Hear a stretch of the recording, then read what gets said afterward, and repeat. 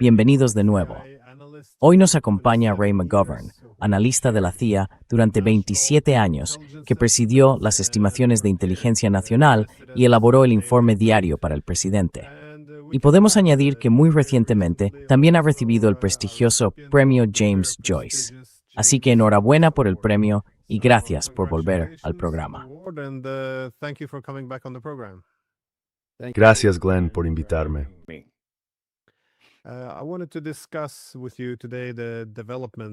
Quería hablar hoy contigo sobre la evolución de la guerra indirecta entre la OTAN y Rusia, porque parece que está escalando en muchos sentidos. Me pareció interesante la reciente visita del presidente Putin a lo que los rusos llaman las Islas Kuriles del Sur y los japoneses denominan los territorios del norte. Es decir, son territorios en disputa, pero aún así están bajo administración rusa desde la Segunda Guerra Mundial, y Rusia los considera parte de su territorio soberano, habitado por ciudadanos rusos. Esto no sentó nada bien a los japoneses. Pero, obviamente, desde la perspectiva rusa, habían intentado mantener buenas relaciones con Japón, y Japón, en esencia, se subió al, llamémoslo el carro antirruso de las sanciones y las hostilidades. Así que la lógica rusa es, ¿y a vosotros qué os importa lo que penséis? O lo estoy mal. ¿Qué está pasando realmente? ¿Por qué es? Pavlik Quen Thurstine ni no existo. Than.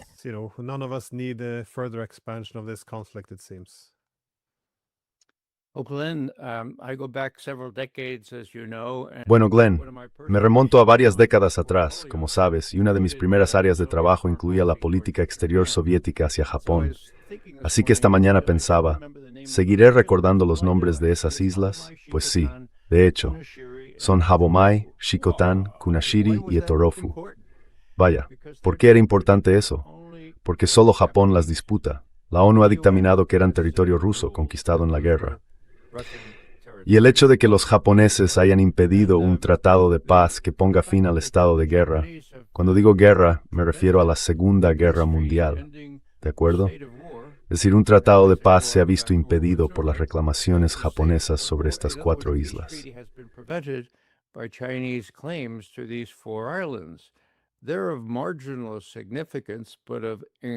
Tienen una importancia estratégica marginal, pero significan mucho en términos del final simbólico de la Segunda Guerra Mundial, y han sido reconocidas internacionalmente conforme al derecho internacional como territorio ruso. Así que se estuvo bastante cerca de llegar a un acuerdo sobre esto bajo el primer ministro japonés Abe. Los rusos propusieron una administración conjunta, desarrollo económico y demás, ya sabe. Pero llegó un nuevo liderazgo en Japón, y ahora Rusia siente que no solo está en forward, sino que puede mostrar su fuerza. Y me refiero tanto a Europa y Ucrania como al Lejano Oriente, debido a la injerencia de la OTAN en el Lejano Oriente.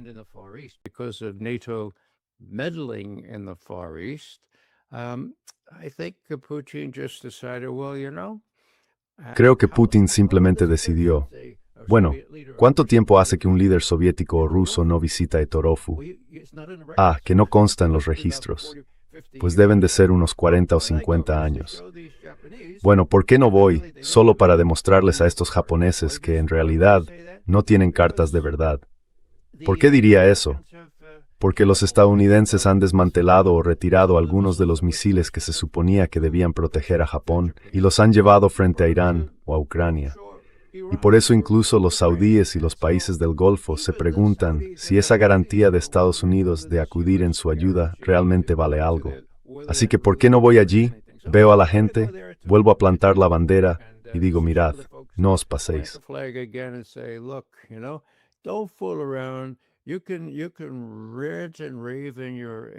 Podéis despotricar en vuestros medios como están haciendo los japoneses. Podéis tener una postura ¿cómo decirlo? Esta primera ministra es realmente problemática en cuanto a su actitud hacia Rusia. Así que recordémosles a estos tipos. ¿Dónde están esos misiles que dio Estados Unidos? Ya no están ahí. Y además China es ahora nuestra aliada. Reconocemos lo que le hicisteis a China, y China se siente tan amenazada por vuestro nuevo militarismo como nosotros. Es una respuesta un poco larga, pero es realmente importante porque Número 1, Putin se siente muy fuerte. Número 2, Putin se siente muy amenazado. Esto no se refleja en su joie de vivre ni en sus reuniones con estos.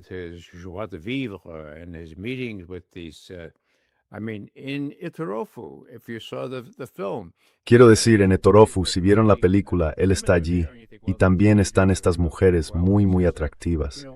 Y uno piensa, bueno, son adolescentes, pues él dice, qué tiempo tan estupendo. Y una de ellas responde, pensábamos que lo había encargado usted. Quiero decir, eso no es alguien que intimide. En fin, cuenta con un fuerte apoyo, pero, y esto es en lo que me gustaría entrar más adelante, si les parece, le tiene miedo a Trump.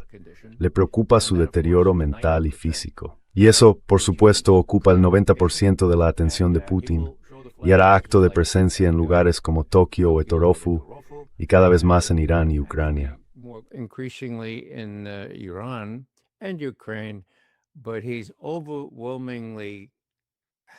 Pero le preocupa muchísimo, diría yo, que la próxima vez que llame a Trump, y quiero subrayar esto, cuando Putin llama a Trump, es porque Putin quiere que Trump haga algo. ¿De acuerdo? Ahora bien, ¿por qué digo esto? Fue el pasado octubre. Trump decía, creo que le daré misiles Tomahawk a Ucrania. Se hablaba mucho en las noticias de que Zelensky iba a venir para cerrar el acuerdo. ¿Qué pasó? Putin llamó a Trump y le dijo, esto no puede hacerse, no quieres hacer esto, ¿de acuerdo? Por favor, no lo hagas. Según recuerdo, estuvieron más de 1 hora y media hablando de eso. Al día siguiente, Zelensky llega a la Casa Blanca y Trump dice, bueno, ya sabes, lo siento mucho, pero necesitamos todos los Tomahawk que tenemos, así que la respuesta es no.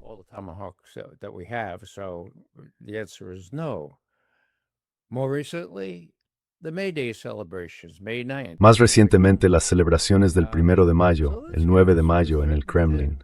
Zelensky amenazaba con enviar drones allí para echar por tierra todo el acto. Las defensas antiaéreas de Moscú son condenadamente buenas, pero no puedes descartar la posibilidad de que uno de esos drones lograra pasar. Así que, ¿qué hace Putin? Intenta que Zelensky dé marcha atrás, pero no lo consigue. Entonces llama a Trump. 1 hora y media. Bien, ¿qué pasa? Dice, mire, señor Trump, usted presume de tener cierta influencia sobre Zelensky. Dígale que ni hablar. No puede perturbar las celebraciones militares del 9 de mayo. ¿Qué ocurre? Pues eso es precisamente lo que hace Trump, y lo admite. Presiona a Zelensky, y hay una tregua de 4 días, no solo de 1 o 2, prometida por Zelensky para no perturbar el desfile.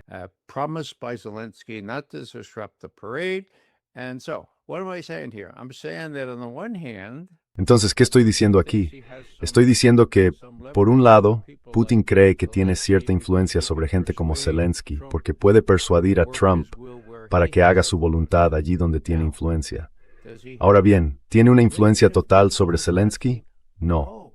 Sigue dándoles inteligencia, sigue dándoles un apoyo del que no pueden prescindir si quieren atacar en lo profundo de Rusia. Así que eso preocupa a Putin. Y toda la idea de que el tipo al otro lado del Atlántico tiene los dedos sobre los códigos nucleares y es impredecible, eso representa el 90% de la preocupación de Putin, en mi opinión. Mostrará la bandera, mostrará cómo Rusia va a ganar en Ucrania. Pero tiene que ser realmente cauteloso. Lo último que diré es que hace unas 2 semanas,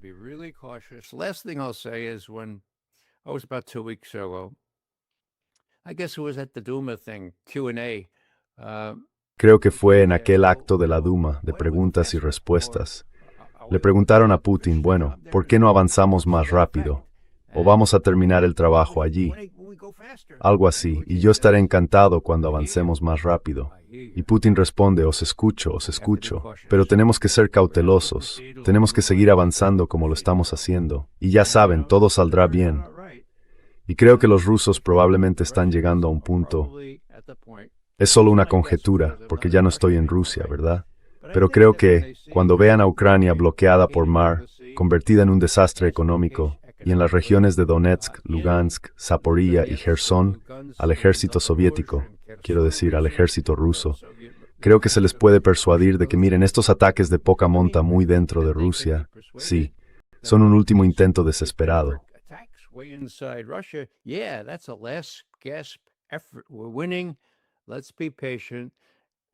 Estamos ganando. Tengamos paciencia, como Putin reconoce muy abiertamente. Una última cosa, estuvo en Murmansk. Estuvo en un submarino hace unos 15 meses y habló de improviso, sin notas. Hablaba con esos marineros y dijo, saben, espero no estar confiando demasiado en los estadounidenses, yo también pienso en eso. Eso fue hace 15 meses. Incluso entonces estaba dispuesto a plantear la cuestión, ¿no? Y ya había dicho antes, Minsk, todos esos otros engaños, lo recordamos todo. Esto no debería haber ocurrido, lo de Ucrania. Así que es consciente de ello. No es reacio a mencionarlo.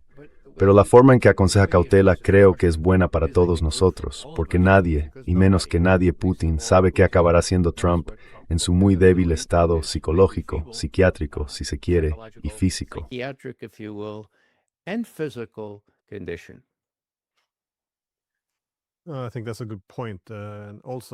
Creo que es una buena observación.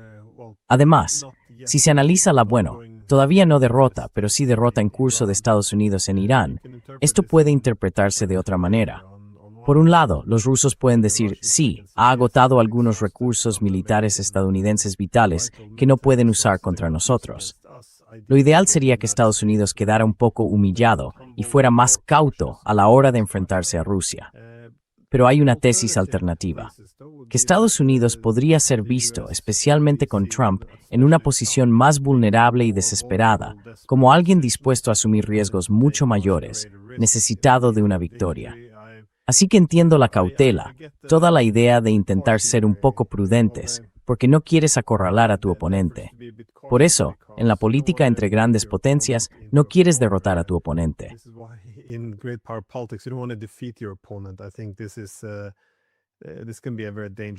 Creo que esto puede ser algo muy peligroso. Solo una observación rápida sobre la cuestión de Japón y la disputa territorial.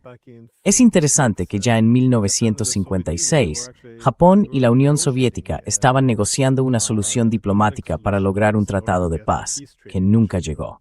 Pero creo, si no me equivoco, que la Unión Soviética ofreció devolver solo Habomai, o Habomai y Shikotan, a cambio de un acuerdo por el que se quedaría con Kunashir e Iturup. Y fueron los Estados Unidos quienes en esencia bloquearon esto, porque dijeron, bueno, si van a aceptar en la práctica el control soviético sobre estas islas, entonces quizá nosotros nos quedemos con Okinawa.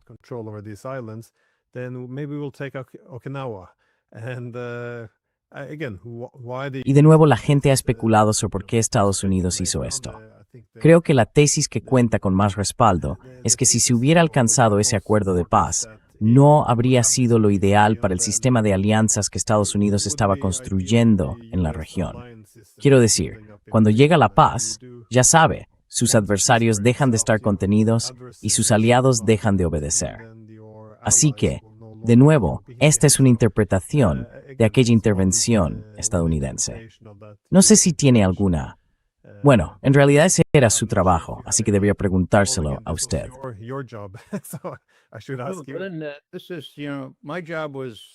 Bueno, mi trabajo era el de una especie de analista periodista con ínfulas, aunque en realidad no tan importantes.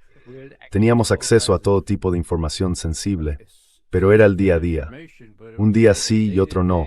De hecho, en persona, durante los primeros 4 años del mandato de Reagan, informaba sobre el informe diario del presidente. Así que es una visión miope de lo que está ocurriendo hoy.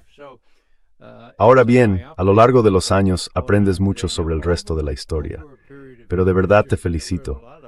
Se me olvida que eres un historiador de verdad. Yo no lo soy. No sabía lo que acabas de decir. No me sorprende, pero en 1956, Estados Unidos habría actuado exactamente así. ¿De acuerdo?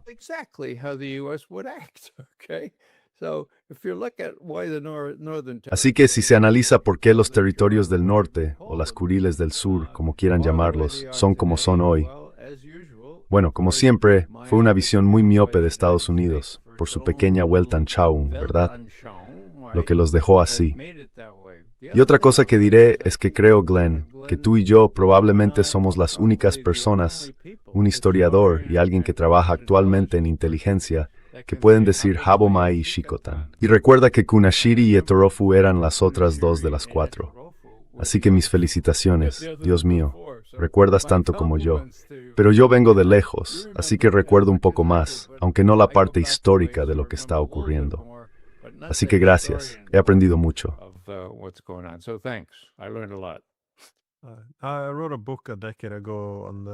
Escribí un libro hace una década titulado La estrategia geoeconómica de Rusia para la Gran Eurasia. En esencia, explicaba cómo veía la economía política y el incentivo de Rusia para organizar su economía política. Y Japón tiene un papel importante porque puede, idealmente, a medida que Rusia gira hacia el este y depende menos de Occidente, los rusos no querrían poner todos los huevos en la cesta china, debido a la asimetría entre sus economías. Así que Rusia quiere diversificar. Y esto también interesa a Japón, porque si Rusia y Japón pueden conectar bien sus economías, Rusia se vería menos obligada a ponerse del lado de China contra Japón en cualquiera de esas disputas bilaterales.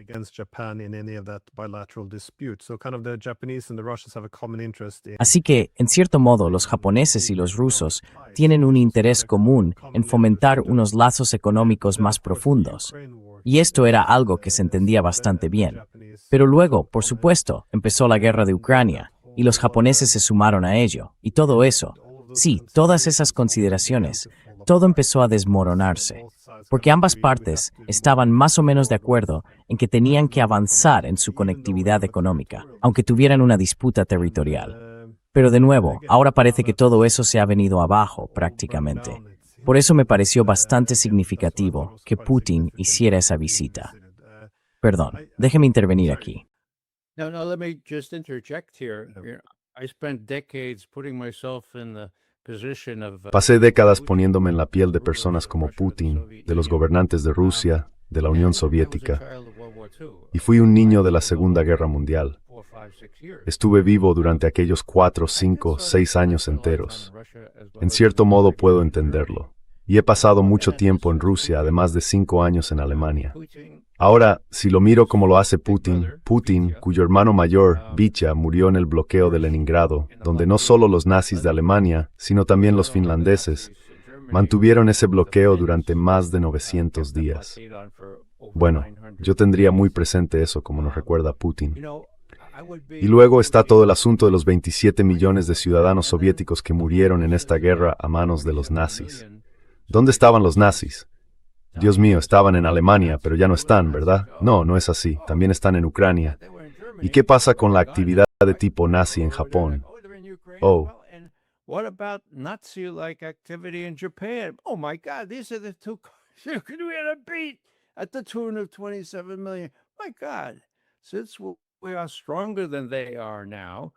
Puesto que ahora somos más fuertes que ellos, tenemos que demostrar nuestra fuerza con gestos ostensibles, como visitar Iturup y, según lo requiera la situación, lanzar o disparar 1 o 2 Oreshnik, solo como advertencia de que no van a permitir que esto vuelva a ocurrir. El nazismo es algo siempre presente en los cálculos rusos. La Gran Guerra Patria, como la llaman por razones patrióticas, por el amor de Dios, no es solo el sobrenombre que le ponen a esa maldita guerra. Y ahora parece que Estados Unidos está reculando. Es el momento de que Putin se haga notar en lugares como un Japón casi nazi, por la forma en que habla su primer ministro, y de delimitar el terreno de manera ostensible pero prudente, para que los japoneses sepan cuál es su lugar.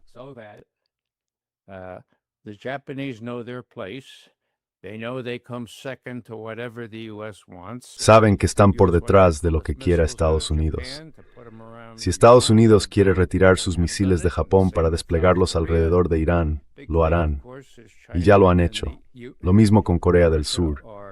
La gran cuestión, por supuesto, es que China y Rusia están ahora unidas por la cadera.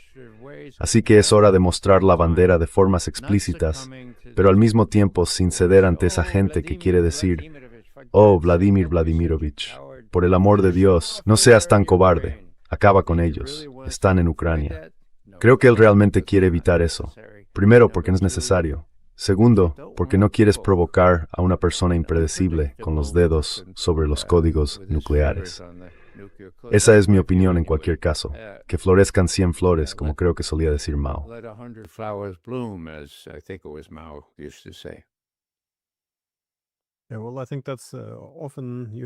Sí, bueno, creo que estos comentarios se oyen a menudo. Yo también los veo, especialmente del lado ruso. Ya sabe, desde posiciones más belicistas, se dice que ha llegado el momento de dar una lección a los europeos y a los estadounidenses. No solo por venganza, sino por necesidad estratégica, es decir, para restaurar su capacidad de disuasión. Pero supongo que el contraargumento sería que, en cuanto los misiles estén en el aire, nadie tendrá ya control sobre la escalada. No se puede saber cómo responderá cada lado. Creo que ni siquiera los políticos que toman las decisiones podrán controlar esto ya. Así que, una vez que se toma la decisión de, en esencia, dar una lección al otro lado, se entra en un terreno muy peligroso.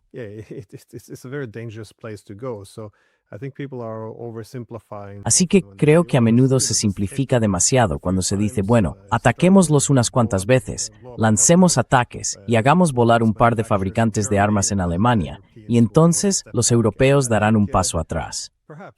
Creo que quizá eso podría ocurrir. O podrían ir a por Kaliningrado. O las armas nucleares podrían estar en el aire antes del fin de semana. Aquí hay muchos riesgos.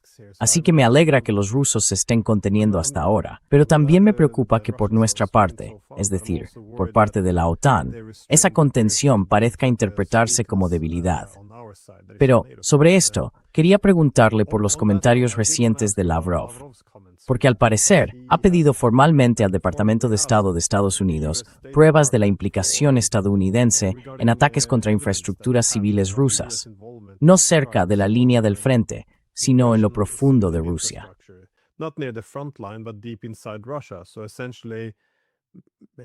En esencia, se está planteando que Estados Unidos está, de hecho, en guerra con Rusia.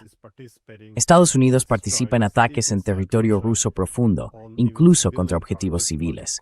Pero, por supuesto, los objetivos militares también supondrían un acto de guerra. Sin embargo, la indignación está desbordándose. Sí, y también existe, como decía, la percepción de que cualquier contención por parte de Rusia se interpreta simplemente como debilidad en Occidente. Es decir, Rusia no se atreve a hacer nada, nosotros tenemos el artículo 5, son demasiado débiles. Esto también es peligroso. Entonces, ¿cómo interpreta este cambio, supongo, en la retórica de Rusia? Porque no sacarían estos temas a colación si no estuvieran dispuestos a hacer algo al respecto. Quiero decir, ya no están mirando hacia otro lado, lo están planteando. Y si lo planteas, en algún momento tienes que respaldarlo con fuerza. ¿O estoy interpretando demasiado?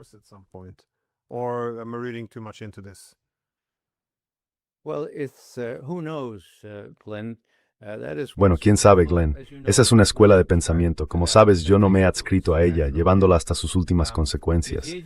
Medvedev, incluso Lavrov ahora y Ryabkov están adoptando una postura mucho más dura. Quiero decir, Lavrov, el ministro de Exteriores, ha dicho, he llegado a la conclusión de que todo este episodio de Anchorage fue otro engaño más, como Minsk, como Estambul, como la promesa de no ampliar la OTAN, todo hecho de la misma pasta. Dios mío, ya no queda ningún espíritu de Anchorage. Y Rubio, 3 días después, dice, tienes razón, nunca hubo ningún entendimiento en Anchorage.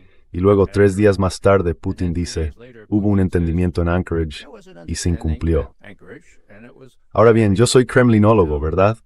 No sé cómo encajar las opiniones de Lavrov con las de Putin de una manera que tenga mucho sentido, salvo concluir que allí hay libertad de expresión y que Putin ve cierto mérito en que haya gente que adopte una postura más dura que la suya.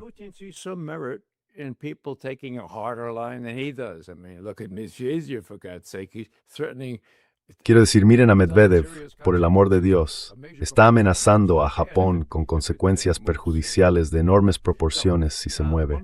Así que lo que digo es que me influye mucho este contexto que veo y que llevo viendo desde que llegó Trump. Ese deseo dominante, desmedido, por parte de Putin de no provocar a alguien totalmente imprevisible. Incluso ya sabe, incluso sobre Ucrania, la última frase siempre es, bueno, estamos dispuestos a hablar cuando los demás estén dispuestos a aceptar nuestras condiciones. Pero estamos dispuestos a hablar y los estadounidenses quieren ayudarnos sinceramente. Ahora mismo no pueden ayudarnos. Así que la retórica es de esa naturaleza. Ahora bien, sobre el terreno, tienes a la inteligencia estadounidense facilitando el lanzamiento de estos drones y otros misiles contra zonas profundas de Rusia.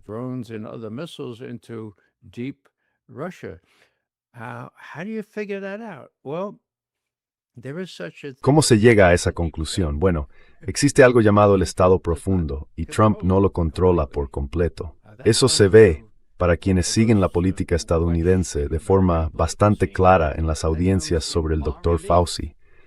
¿Quién ordenó esto? ¿Fue solo el Dr. Fauci? ¿Quién ordenó el encubrimiento?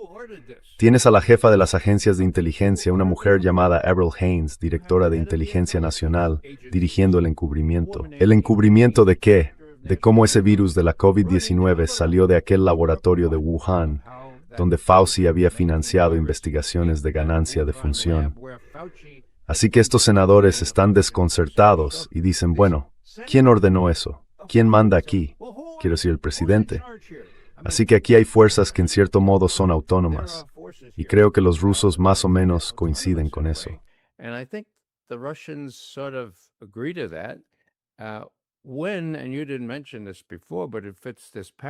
Y no lo mencionaste antes, pero encaja con este patrón.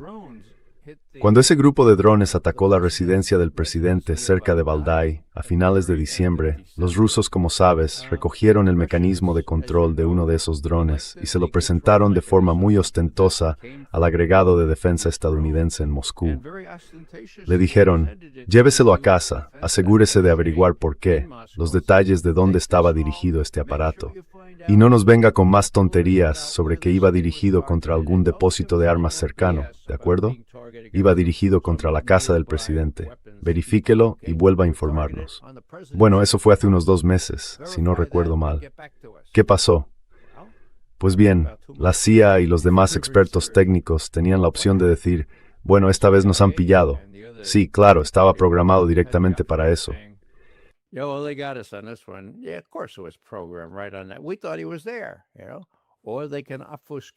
Creíamos que estaba allí, ya sabe. O pueden intentar confundir y decir, no, no fue así. Pero los rusos lo saben, ¿de acuerdo? Los rusos saben cuál era el objetivo, la residencia del presidente. Y está esta historia de que Trump estaba hablando por teléfono con Putin, supongo que es cierta, en ese momento. Y Trump dijo, oh, ¿puedes esperar un segundo? Tengo que hacer algo aquí. Y fue entonces cuando al parecer enviaron esos drones. Ahora bien, no sé si eso es 100% cierto, pero si también lo es, entonces los rusos entienden que alguien, ya fuera el propio Trump u otra persona, pensó que Putin estaba en esa casa cerca de Valdai y que querían asesinarlo.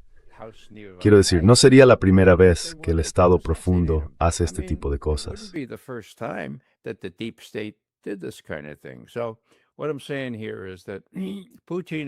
Así que lo que estoy diciendo es que Putin es especialmente consciente de que el presidente no necesariamente está al mando de todo y no da su visto bueno a todo, ni siquiera sabe de todo. Y ahora estoy pensando en la famosa observación de Putin. Dice, ya sabe, y esto se remonta a unos 7 años, dijo, cuando llegan nuevos presidentes, esperamos un nuevo comienzo. Y al principio dicen cosas muy buenas. Pero luego entran los hombres con los maletines, los sombreros y los grandes abrigos, los sientan y les dicen, bueno, así es como funciona esto, señor presidente. Usted no está completamente al mando. Nosotros somos el Estado profundo. Por favor, entiéndalo. Sus predecesores a veces tuvieron que aprenderlo por las malas, pero nosotros se lo estamos diciendo desde el principio. Putin dice eso, ¿verdad?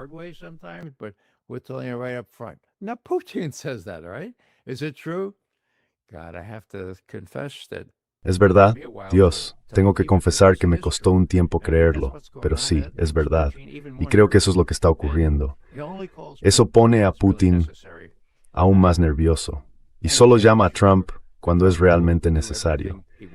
Y no puede estar seguro de que Trump vaya a hacer todo lo que él quiere. Un ejemplo claro, por supuesto, es la incapacidad de Trump creo que su incapacidad para imponerse a quienes en la CIA y el Departamento de Defensa insisten en dar a Ucrania los medios para atacar esos depósitos, esos almacenes tipo Amazon y todo ese tipo de cosas en Rusia. Así que en cierto modo es bueno que Putin sea consciente de que Trump no puede controlarlo todo. Pero por otro lado, Dios mío, ¿es eso mejor? lo empeora aún más. Y creo que eso explica la cautela de Putin. Solo diré una vez más lo que ya he dicho antes en su programa. I'll just say one more time what I've said on your show before. I see Putin lining up his Y decir, muy bien, a ver chicos, o al menos los militares, decidme, ¿por qué demonios no destruimos esas instalaciones de fabricación en Ramstein, en Holanda, y en otros lugares donde sabemos que están fabricando esos malditos drones?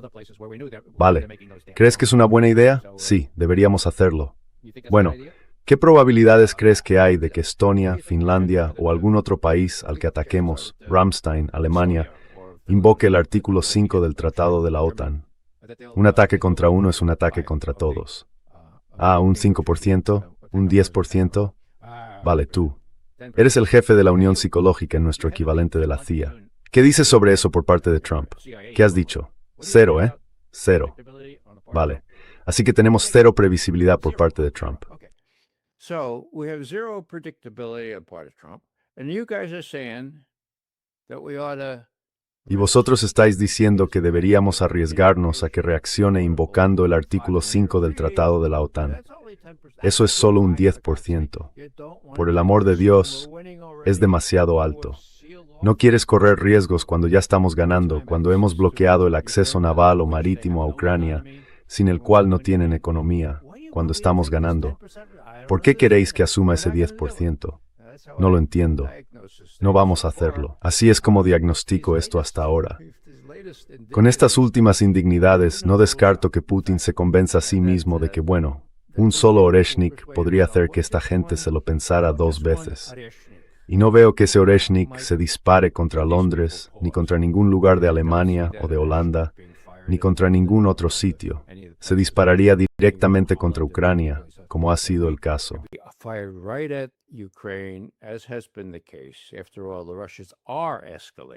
Al fin y al cabo, los rusos están escalando, ¿de acuerdo? Y eso, con suerte, haría que todo el mundo se diera cuenta y dijera, ellos también podrían hacernos eso a nosotros, y quizá darían marcha atrás. Dicho de otro modo, ahora mismo veo, diría, una probabilidad del 50% de que Putin, en sus propios cálculos, no por una gran presión de la población rusa, sino pensando, a estos tipos hay que darles una lección, diga, no solo voy a ir a visitar las Kuriles, a Etorofu, sino que voy a lanzar un Oreshnik contra uno de esos centros de toma de decisiones en Kiev. En el amor y en la guerra todo vale.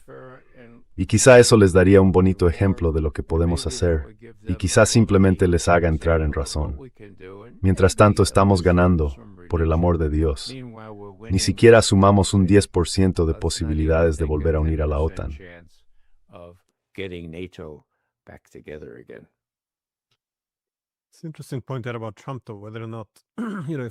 Es un apunte interesante sobre Trump. Si está engañando a los rusos, como ha hecho con Irán, o si es incompetente, o ya sabes, si no tiene el control. En algún momento, uno pensaría que en Moscú se preguntarían, ¿qué diferencia hay para nosotros? Sigue siendo una guerra, pero no, probablemente tengas razón.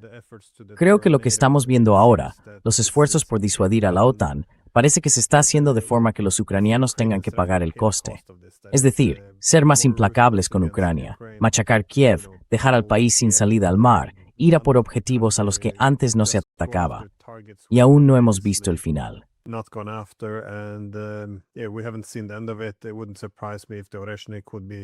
No me sorprendería que el Oreshnik se utilizara más y que en esencia se esperase que eso enviara un mensaje a los países de la OTAN.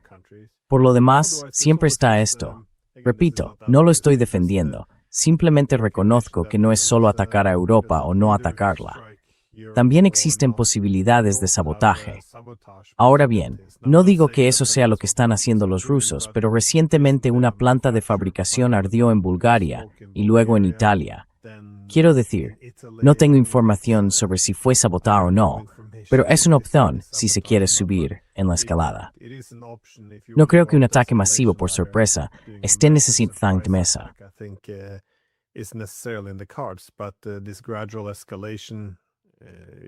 Pero esta escalada gradual es posible que sea así.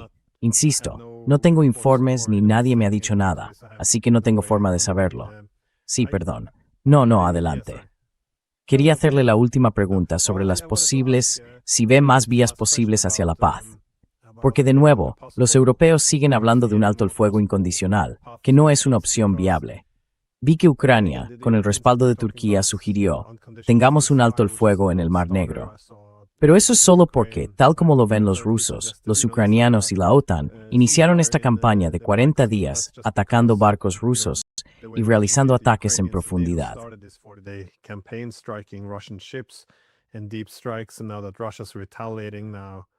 Y ahora que Rusia está tomando represalias, ya sabe, cualquier paz sería solo porque la ventaja ha cambiado de lado. Así que no van a aceptar esto.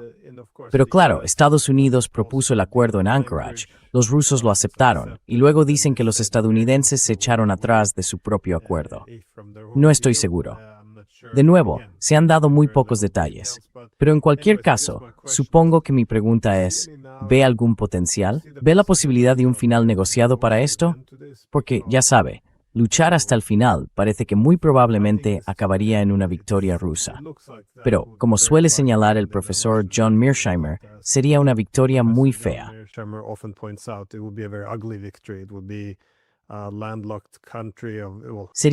Ucrania sería un país sin salida al mar, quedaría destruida. Sería un estado residual y disfuncional, algo que no podría amenazar a Rusia. Pero esto es un desastre horrible, no solo horroroso para los ucranianos, también desestabilizaría a los europeos y a los rusos. En fin, yendo a mi larga pregunta, también vimos a Lavrov sostener que las exigencias europeas de un alto el fuego inmediato no son aceptables. Argumentó que necesitamos una solución a largo plazo, fiable y sostenible. Así que supongo que mi pregunta es, ¿cómo interpreta usted esto? ¿Qué quiere decir Rusia con una solución a largo plazo, fiable y sostenible?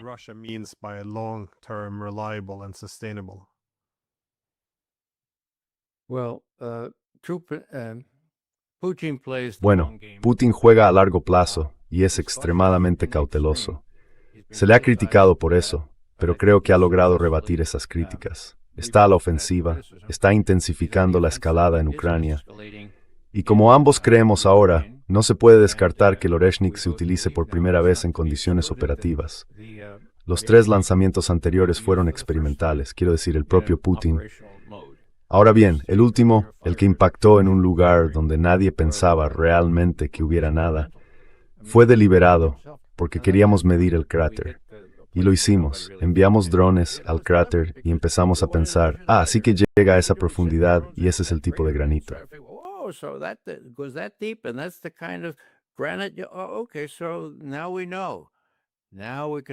Vale, ahora ya lo sabemos. Ahora podemos desplegarlos operativamente. Y si se están produciendo en masa, quiero decir, ahí hay una defensa formidable. El ataque como la mejor forma de defensa, o al revés. Ahora me gustaría hablar de Anchorage solo un segundo más. Y es que me parece evidente que en Anchorage, Putin pensó que tenía buenas posibilidades de haberse impuesto. Había disuadido a Trump de pedir un alto el fuego inmediato. Habría recomendado a Trump de que tenía capacidad para poner en línea a esos europeos y ucranianos. Y por el amor de Dios, un acuerdo.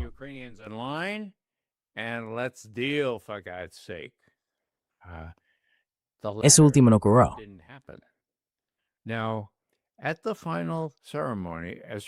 Ahora, en la ceremonia final, como recordarán, solo Putin hizo una especie de balance real y sustancial de lo ocurrido.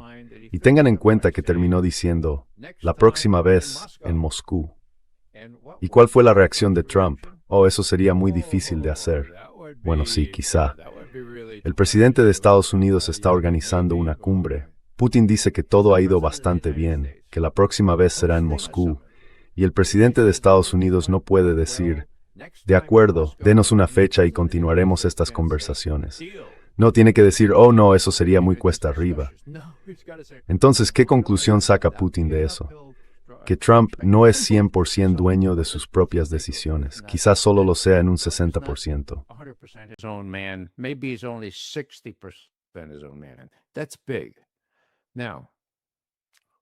Eso es importante. Ahora bien, ¿quiénes son esas personas del Estado profundo que hacen posible que los ucranianos ataquen muy dentro de Rusia? ¿Quiénes son? Son el tipo de personas que podrían tener suficiente gente en el ejército como para pensar que podrían usar un arma nuclear. Creo que mi temor a un arma nuclear es mucho mayor respecto a que Estados Unidos o Israel puedan usarla que por la situación de Ucrania. Mucho mayor. Así que analicemos eso. En una situación extrema, ¿puedes predecir lo que podría hacer Trump? Yo no. No creo que Putin pueda. En una situación extrema, ¿puedes predecir lo que hará Netanyahu antes de las elecciones de septiembre, creo? Septiembre u octubre, supongo.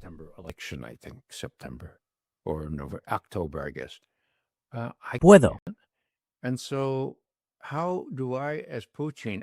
Entonces, ¿cómo actúo yo como Putin con muchísimo, muchísimo cuidado? No provoco nada grande.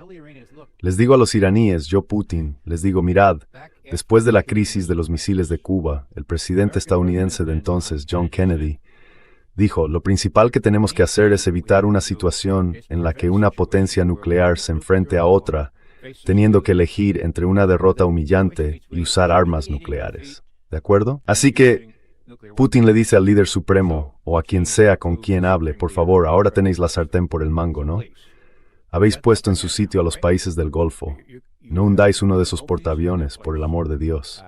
¿Qué haría Trump si hacen eso, sabes? What did Trump do if he does that? If you do that. So, look, it's worked in Ukraine. Si haces eso, mira, nos ha funcionado en Ucrania, te funcionará a ti. Te daremos mucho apoyo, los chinos también. Apoyo de inteligencia muy, muy importante y de otro tipo. No hagas nada realmente estúpido que obligue a Israel o a Estados Unidos a elegir entre una derrota humillante y el uso de armas nucleares. No veo cómo Putin puede estar tranquilo ante eso en absoluto. Y si se usaran en Irán, bueno, sería casi tan malo como si Estados Unidos las usara en Ucrania. Así que lo único que digo es que no creo que este asunto se haya abordado adecuadamente. Yo, bueno, no soy un aficionado en esto, pero sé algunas cosas sobre el tema.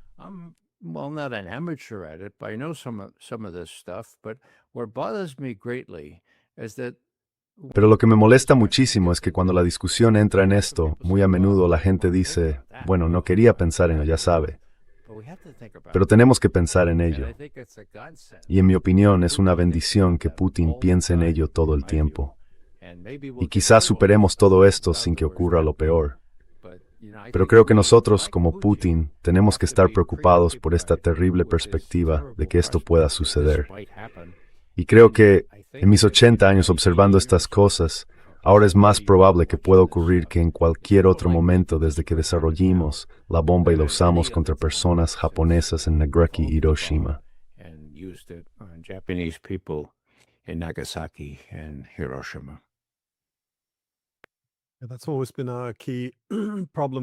Ese siempre ha sido un problema clave de la disuasión nuclear. Es un arma tan poderosa que a menudo puede no resultar creíble que se vaya a utilizar. Pero de nuevo, creo que esto también es peligroso. Como usted decía, toda esa idea de que sería algo tan desmesurado que ni siquiera deberíamos pensarlo. Pero creo que, cuando descartamos la posibilidad de las armas nucleares, es más probable que se utilicen. Quiero decir, la gente tiene que comprender el componente nuclear, el hecho de que contuvo a todas las partes durante la Guerra Fría.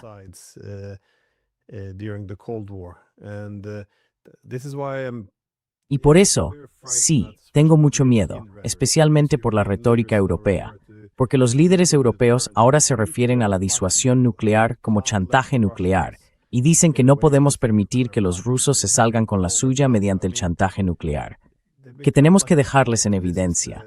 Quiero decir, se comportan como una secta. Es una locura. Hay que reconocer la paz nuclear.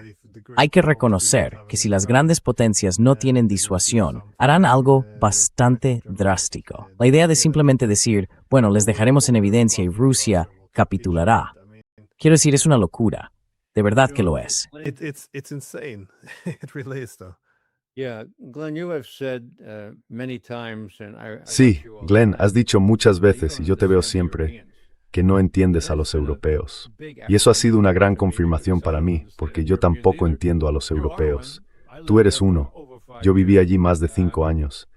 Así que, ¿qué conclusión saco de eso? Pues que Putin tampoco los entiende, ¿vale?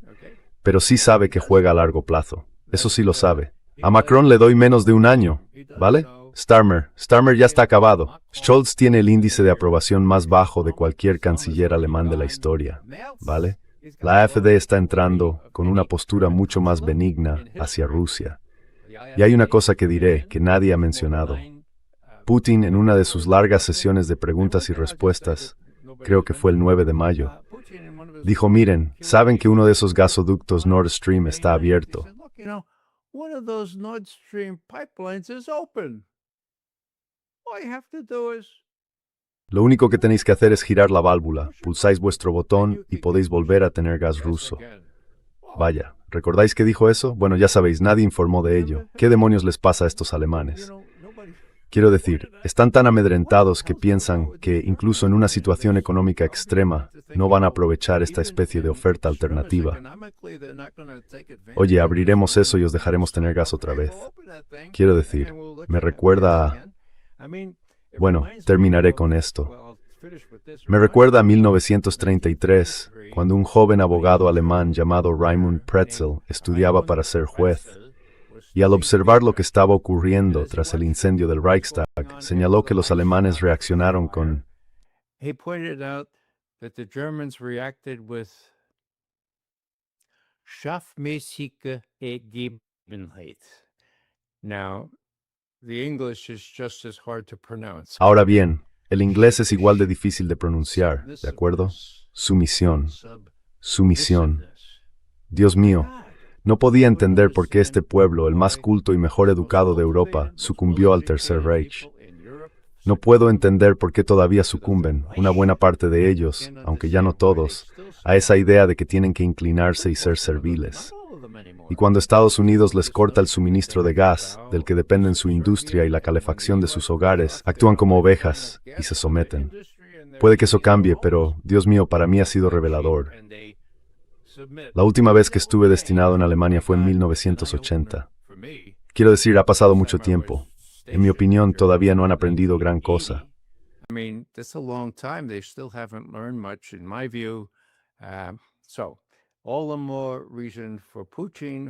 Así que, con más razón aún, Putin, que creo que tiene el mismo problema conceptual que tenemos usted y yo, debe ser realmente prudente. Y observe lo que ocurre, porque Merz y Macron se irán. Y quizá la gente de estos países socialistas democráticos empiece a actuar como socialistas democráticos y se dé cuenta de que sus necesidades sociales están siendo sacrificadas en el altar del complejo militar industrial. Y quizá, solo quizá, usted lo sabrá mejor que yo, esto mejore la situación a lo largo de unos años. Y creo que eso es lo que piensa Putin, en términos de un periodo de años. Y espero que nadie lo asesine mientras tanto, porque Dios, no sé qué pasaría si Medvedev, probablemente no él, sino otra persona, llegara y fuera menos prudente.